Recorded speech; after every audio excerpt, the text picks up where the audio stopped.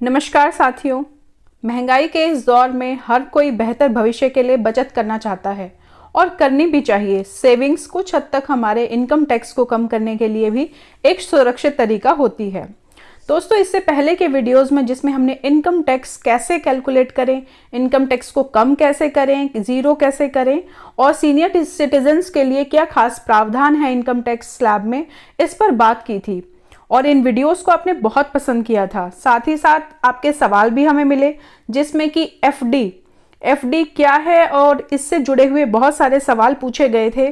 तो आइए इस वीडियो में आज हम जानेंगे कि एफडी क्या है और कितनी सेफ है, क्या इसके फायदे नुकसान हैं और सबसे ज़्यादा ज़रूरी बात कि अगर आपने एफडी करने से पहले इस चीज़ का ध्यान नहीं दिया तो आपको जो है सेविंग्स के चक्कर में लेने के देने भी पड़ सकते हैं। इसका क्या मतलब है, इसके बारे में भी जानेंगे हम। और एफडी पर जो टीडीएस कटता है उससे आपने कैसे बचना है। तो एफडी कराने से पहले, अगर आप एफडी कराने के बारे में सोच रहे हैं तो उससे पहले इस वीडियो को ज़रूर देख लें। तो चलिए स्टार्ट करते हैं।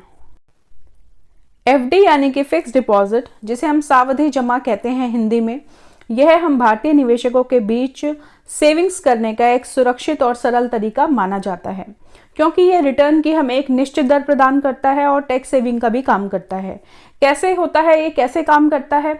इसमें आपको एक राशि को एक निश्चित समय के लिए जमा कराना होता है किसी बैंक में या किसी डाकघर में, जहां भी आपको एफडी करानी है, और उस वित्तीय संस्थान के द्वारा आपको एक निश्चित ब्याज दर के साथ वो पैसा उस कार्यकाल के बाद मिलता है।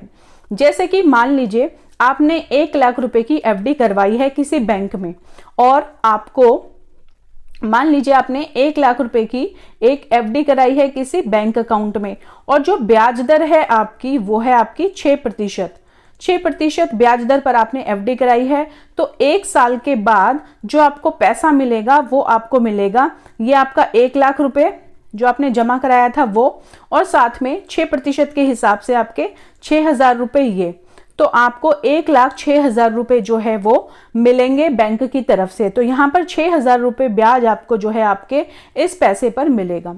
ठीक है, तो ये एक तरीका है, काफी सुरक्षित तरीका माना जाता है सेविंग्स के लिहाज से। तो आइए अब जानते हैं कि अगर आपको एफडी करानी है तो किन बातों का ध्यान आपको रखना है जिससे कि आप होने वाले नुकसान से बच सकें।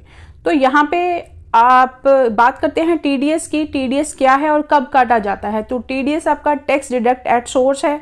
यदि मान ली, इसको मैं एग्जांपल के साथ आपको समझा रही हूँ, जो पैसा आपने एफडी में जमा कराया है, यदि उस पर सालाना ब्याज आपको जो है मिल रहा है 40,000 से ज़्यादा है, 40,000 से ज़्यादा आपका ब्याज मिल रहा है आपको, तो ऐसे में 10% राशि जो है वो टीडीएस के तौर पर बैंक द्वारा काट ली जाती है।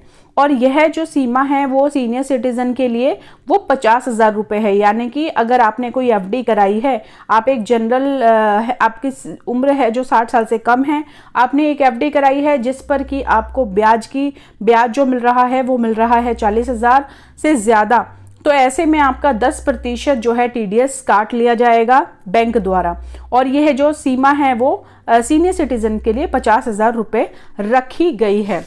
और अगर आपने बैंक में किसी भी तरह का अपना कोई पैन कार्ड जमा नहीं कराया है, तो ऐसे में जहां पर आपने एफडी कराई है, चाहे वो बैंक हो या फिर डाकघर हो, तो वहां पर जो है इसकी अगर आपने पैन कार्ड नहीं जमा कराया तो ऐसे में जो टीडीएस कटौती की ब्याज दर होगी वो 20% मानी जाएगी अगर आपने पैन कार्ड जमा नहीं कराया। तो बहुत ज़रूरी है कि अगर आप एफडी करा रहे हैं तो अपने सभी डॉक्यूमेंट्स को अपने बैंक में ज़रूर जमा कराएं। इसके अलावा अगर आप एक टैक्सेबल इनकम आपकी नहीं है, यानी कि आपकी जो आय है वो वार्षिक रूप में 2.5 लाख से कम है, 2.5 लाख से कम आपकी आय है, तो ऐसे में आप टैक्सेबल इनकम नहीं आती, तो और ऐसे में आपको एफडी करानी है, तो आप बैंक के अंदर 2 फॉर्म होते हैं आपके, 15G और सीनियर सिटीजन्स के लिए होता है 15H। इनमें से जो भी है, अगर आप वरिष्ठ नागरिक हैं तो ये वाला फॉर्म, और अगर आपकी उम्र 60 साल से कम है तो 15G फॉर्म को जो है भर के बैंक में जमा कराएंगे, तो ऐसे में जो है आपका डिडक्शन नहीं होगा क्योंकि आपकी इनकम जो है वो टैक्सेबल नहीं है। ठीक है, तो यहाँ पर हमने टीडीएस को जान लिया है। अब बात हम करेंगे कि एफडी पर टीडीएस कटने से कैसे बचे। तो एफडी पर आपका टैक्स ना कटे इसके लिए आपको क्या करना है, यहाँ पर 2-3 तरीके हैं। तो पहला तरीका आपका ये है कि आप अपनी एफडीज जो है वो अलग अलग बैंक में कराएं, ताकि आपका जो ब्याज है वो अलग अलग बैंक से आपको मिले और वो इकट्ठा ना हो और उसका टीडीएस बैंक द्वारा ना काटा जाए। हालांकि आपको जो अपनी इनकम सालाना इनकम है जब आप आईटीआर फिल करते हैं वहाँ पे आपको शो करनी होती है, पर फिर भी यहाँ बैंक द्वारा जो है आपका टीडीएस काटा नहीं जाएगा। दूसरा ऑप्शन ये है आपका कि आप जब भी एफडी कराते हैं, मान लीजिए आपके पास एक ही ऑप्शन है, एफडी आपने करानी है, तो आप जो एफडी से मिलने वाली ब्याज राशि है वो इस तरह से रखें कि आपकी 40,000 से कम हो।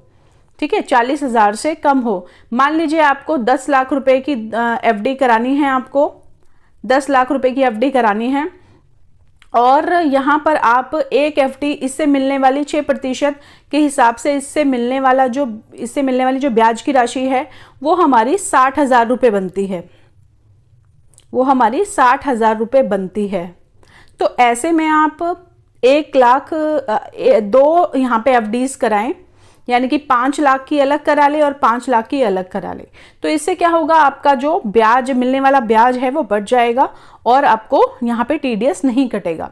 सबसे सुरक्षित व सबसे बेहतर जो तरीका है एफडी पर टैक्स ना कटे या टीडीएस ना कटे, उसका सबसे बेहतर तरीका ये है कि आप जो है अपने जो परिवार के सदस्य हैं, आपके हस्बैंड हो सकते हैं या आपकी वाइफ हो सकती है या आपके पेरेंट्स हो सकते हैं, आपके बच्चे हो सकते हैं, आप उनके नाम पर अलग अलग एफडीज को करें।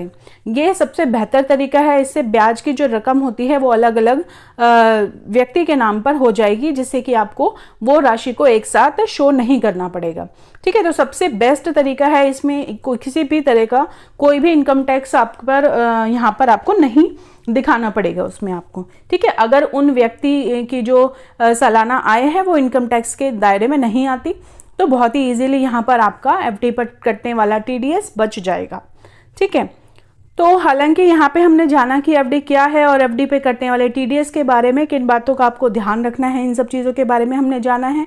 तो कुल मिलाकर यह है जो है एफडी कराना एक पुराना लेकिन सेविंग का एक सुरक्षित तरीका है। तो आइए एक बार हम देख लेते हैं कि विभिन्न बैंकों ने एफडीज के लिए क्या क्या इंटरेस्ट रेट है आपका, एक बार वो भी चेक कर लेते हैं। यहाँ आप देख सकते हैं विभिन्न बैंकों में जो एफडी का इंटरेस्ट रेट है वो क्या है। आपका स्टेट बैंक ऑफ इंडिया यहाँ पे जनरल सिटीजन्स के लिए है और ये सीनियर सिटीजन्स के लिए है, बहुत ज़्यादा फर्क नहीं है। एचडीएफसी बैंक यहाँ पर आपका 3 से 6.25% तक का जो ब्याज दर है वो आपको देता है। बाकी और भी बैंक हैं, आप इन पर एक बार नज़र ज़रूर डाल लें। ये सभी बैंक हैं जिसमें कि सबसे अच्छा ब्याज दर जो है वो यहाँ पर I think RBL bank of FD ये वाला है, 7.75% की ब्याज दर राशि आपको ये प्रोवाइड कराएगा। ठीक है, तो आई होप आपको ये वीडियो समझ में आया होगा, अच्छा लगा होगा। तो दोस्तों अगर आप वीडियो में यहाँ तक पहुँचे हैं और वीडियो को आपने यहाँ तक देखा है तो वीडियो को लाइक ज़रूर कीजिएगा, और हमारे पॉपुलर वीडियोस जो आपने अभी तक नहीं देखे हैं मैं यहाँ पर नीचे डिस्क्रिप्शन में उनका लिंक दे दूँगी, वो आपको ज़रूर देखने हैं। और आगे आने वाले सभी इन्फॉर्मेटिव वीडियोज़ के लिए चैनल को सब्सक्राइब करना ना भूलें। धन्यवाद।